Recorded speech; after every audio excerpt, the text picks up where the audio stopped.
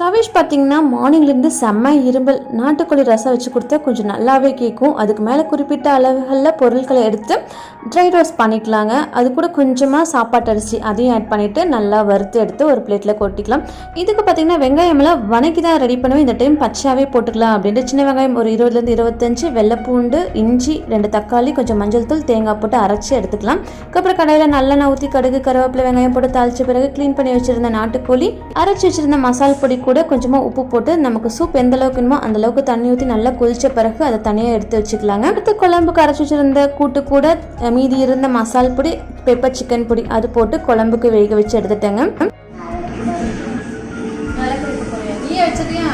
அன்றைக்கி வீடு ஃபுல்லாக நான்வெஜ் ஸ்மெல்லாகவே இருந்ததுங்க. இன்னும் நான்வெஜ் வேறு இருந்தது. நைட்டுக்கு சாப்பிட்ணும். சரி நெக்ஸ்ட் டே வந்து வீடெலாம் தொடச்சி விட்டுட்டு சாமி கும்பிட்டுக்கலான்ட்டு இருந்தேன். பட் கவிஷ் விளக்கப்படுத்தி சாமி கும்பிட்டே ஆகணும் அப்படின்ட்டு அவர் தான் விளக்கப்படுத்தி அன்றைக்கி ஃபுல்லாக சாமி கும்பிட்டாரு. நீ நெக்ஸ்ட் டேயில் மீட் பண்ணலாம்.